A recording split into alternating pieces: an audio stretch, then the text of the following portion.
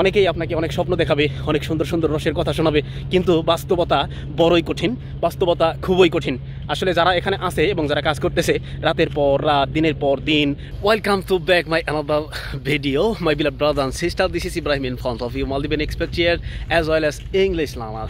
Today I'm gonna share with you my real life experience. My beloved brother and sister, প্রাণের ভাই ও বন্ধুরা, আজকে আমি আপনাদেরকে দেখাচ্ছি একটা সুন্দর মনোরম পরিবেশ, যেটা আসলে দেখতে বাংলাদেশের মতো মনে হলেও এটা আসলে বাংলাদেশ না, এটা হলো মালদ্বীপের একটা পার্ট, মালদ্বীপের একটা অংশ, যেটা দেখতে অনেকটাই বাংলাদেশের মতো আর এখানে ফিলটাও অনেকটা বাংলাদেশের মতো আসে। তো আসলে আমি ঘুরে ঘুরে আপনাকে এই এলাকাটা দেখাতে চাই। আপনি যদি দেখেন তাহলে দেখতে পাবেন যে পাশেই আছে বিচ সাইড, এটা হলো আপনার জেটি, অনেক সুন্দর দৃশ্য। Today I'm gonna share with you my foreign life story. My beloved brother and sister, before I come here in Maldives, যখন আমি এই মালদ্বীপে আসার জন্য মনোনিবেশ করছিলাম তখন কিন্তু আমাকে বলা হয়েছিল যে তোমার কাজ হবে গাড়িতে, সবসময় তুমি গাড়িতে কাজ করবা, এরপরে তোমাকে যে রুম দেওয়া হবে সেই রুম হবে এসি রুম, এবং তুমি যে দোকানে কাজ করবে ওই দোকান হবে এসি। আসলে আপনারা দেখতে পাচ্ছেন এখন মনে হয় 32 থেকে 34 ডিগ্রি সেলসিয়াসে সূর্য তাপ দিচ্ছে।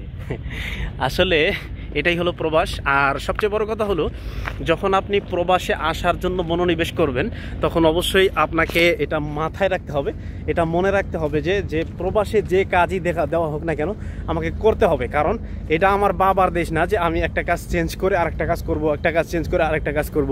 যদি আপনি রিয়েল কোম্পানিতে আসেন এবং কোম্পানির নামে হয়ে কাজ করতে চান, তাহলে আপনাকে যে কাজ দেওয়া হবে আপনাকে সেই কাজই করতে হবে। তো এখন আপনারা হয়তো জানেন যে আমি এই প্রবাসে আসার আগে আমার ফেস কেমন ছিল, আমার শরীর স্বাস্থ্য কেমন ছিল, আর এখন আমি কেমন হয়ে গেছি। আসলে ব্যাপারটা হলো যে যদি আপনি পরিশ্রম করেন এবং সেই পরিশ্রমটা যদি মাত্রা অতিরিক্ত হয়ে যায় তাহলে কিন্তু আপনার শরীরের অবস্থাটা একটু খারাপ হবে, এটাই স্বাভাবিক। তবে যদি আপনি প্রবাসে আসেন এবং প্রবাসে আসার পরে যদি আপনি মনোযোগ দিয়ে কাজ করতে পারেন তাহলে অবশ্যই আপনি কিছু করতে পারবেন। তো সম্মানিত ভাই ও বন্ধুরা, দালালরা অনেকেই অনেক কিছু বলে, তবে সব কথা বিশ্বাস না করে যদি আপনি বিদেশে আসার মনোমানসিকতা তৈরি করেন, যদি আপনি চান যে আপনি বিদেশ আসবেন, তাহলে অবশ্যই আপনাকে এটা মাথায় রাখতে হবে যে আমাকে যে কাজই দেখ আমি করব, আমাকে করতে হবে।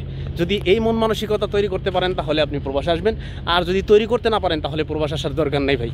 অনেকেই আপনাকে অনেক স্বপ্ন দেখাবে, অনেক সুন্দর সুন্দর রসের কথা শোনাবে, কিন্তু বাস্তবতা বড়ই কঠিন, বাস্তবতা খুবই কঠিন।